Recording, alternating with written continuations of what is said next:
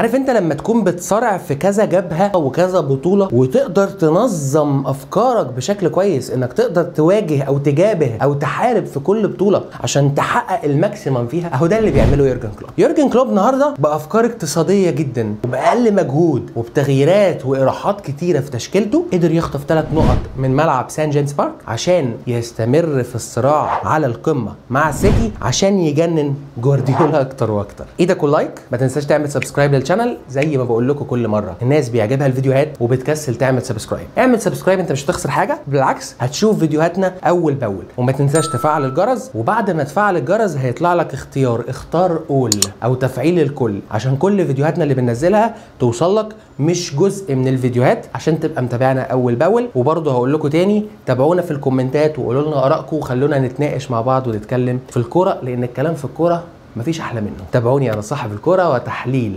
فوز ليفربول على نيوكاسل في سان جيمس بارك.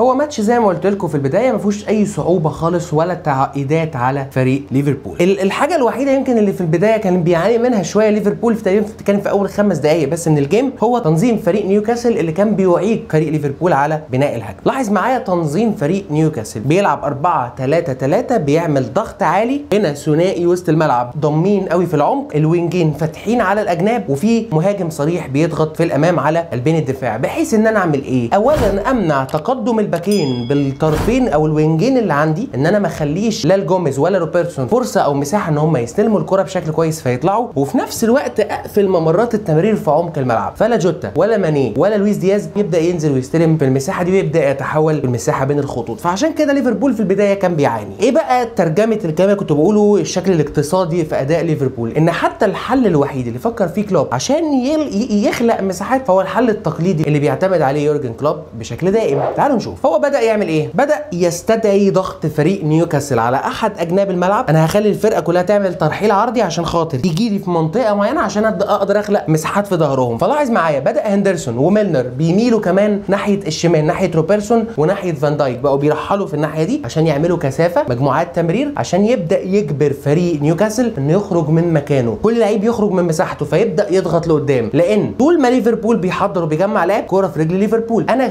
كفريق نيوكاسل عايز الكوره، فهعمل ايه؟ هبدا ان انا اضيق واقفل كل المساحات عشان امنع هنا وجود اي زاويه باص او رؤيه في المساحات العكسيه. لكن هل ده نجح من فريق نيوكاسل؟ لا طبعا، فريق نيوكاسل ما ضغطش بالشكل الكافي. هنا عندك فان دايك عنده زاويه تمرير كويسه جدا انه يستلم الكوره ويبدا ينقل الكوره في المساحه الكبيره هنا لنبي كايتا اللي دايما بيشتغل في المساحات العكسيه. يعني هنا وسط ملعب ووينجات فريق نيوكاسل بداوا يرحلوا، ففي مساحه في ظهرهم اللي هي المساحه اللي بين الخطوط، تلاقي دايما نبي كايتا هو اللي بيشتغل بالمساحه دي. هنا فان دايك استلم الكوره وطلع نبي كايتا عنده مساحه انه يبدا ينطلق. في حاله ان نبي كايتا بيروح في المساحه والراجل ده هيقفل عليه، فبتتخلق مساحه هنا لساديو ماني بين الخطوط عشان برضه هو اللي يبدا يطلع ليفربول. ففي النهايه انا تخلصت من ضغط فريق نيوكاسل بان انا بدات اجبرهم ان هم يميلوا على احد اجناب الملعب، بجمع لعيبه وسط الملعب بتساند الباك وبتساند قلب الدفاع في المنطقه دي، والوينج احيانا بينزل معاهم عشان يعملوا كثافه عدديه، فيجبر لعيبه نيوكاسل انها تسيب مساحاتها فتيجي تضغط عليا، فانا اقدر استغل المساحات في ظهرهم. بص نفس الكلام هناك، جو جوميز فاتح الملعب، هنا نبي كايتا وبيميل معاه هندرسون، وهناك في ظهرهم جويل ماتيب، فانا بعمل كثافه في المنطقه دي او في النقطه دي او في المساحه دي من الملعب عشان لعيبه نيوكاسل تبدا تميل. فبص هنا معايا في الطرف ده هتلاقي روبرتسون، وهنا لاعب واحد، وفي المساحه هنا ميلنر، فانت بتتكلم في 2 على 1 في مساحه الطرف او على الخط الشمال. تلاقي الكره بتتلعب لميلنر اللي بقول لك عليه ميلنر، ووراه هنا روبرتسون، الاثنين دول على 1 بس من دفاع نيوكاسل.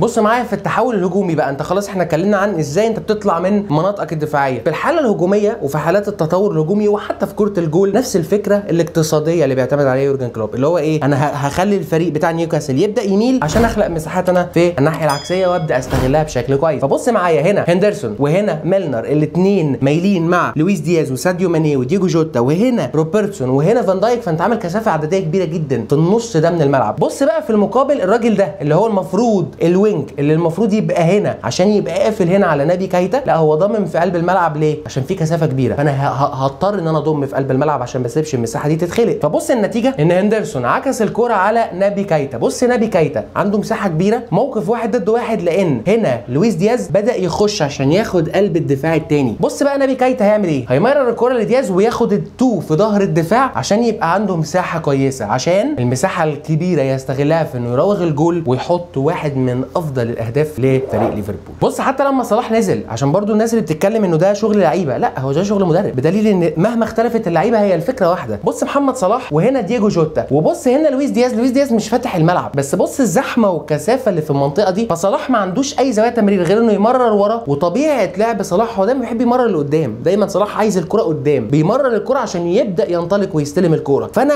عايز اعمل حاجه، عايز اخلق نوع من المفاجاه لفريق نيوكاسل. الفكره هي ان كله مرحل هنا، طب الناحيه اللي هناك مفيش حد فاتح الملعب. بص صلاح اجبر لويس دياز بانه يفتح الملعب ازاي؟ بالتمرير في المساحه هنا، مش لبره، لا مررها له لجوه. بص معايا، مرر له الكره لجوه، فحط الراجل ده في موقف 1 ضد 1 وبدا يتحرك هنا في ظهر الدفاع عشان يبدا يستلم الكره على المساحه العكسيه. لعبت الكره المدافع برجله قبل دماغ صلاح، بص يعني جزء من الثانيه، لو رجل المدافع دي اتاخرت سنه محمد صلاح جول. بص الفكره والشغل هو ان انا بجمع، بعمل كثافه وزحمه في منطقه عشان اخلق مساحه الناحيه الثانيه ابدا اشتغل عليها. اللعيب بقى اللي هيستلم في المساحه العكسيه دي هيتصرف 1 ضد 1 او هيبدا يعكس اللعب تاني. ما هي الفكره في ايه؟ انا كمدافع ببدا ارحل، بروح المنطقه دي تتلعب الكره في المساحه اللي في ظهري، ببدا اتحرك كده. لو اتعكس التاني هيبقى عكس حركتي، فبالتالي هيبقى في مساحات غصب عني مش هقدر اغطيها، لان مش هعرف ان انا اعمل الترن بسرعه او اعمل التغطيه للمساحه بسرعه.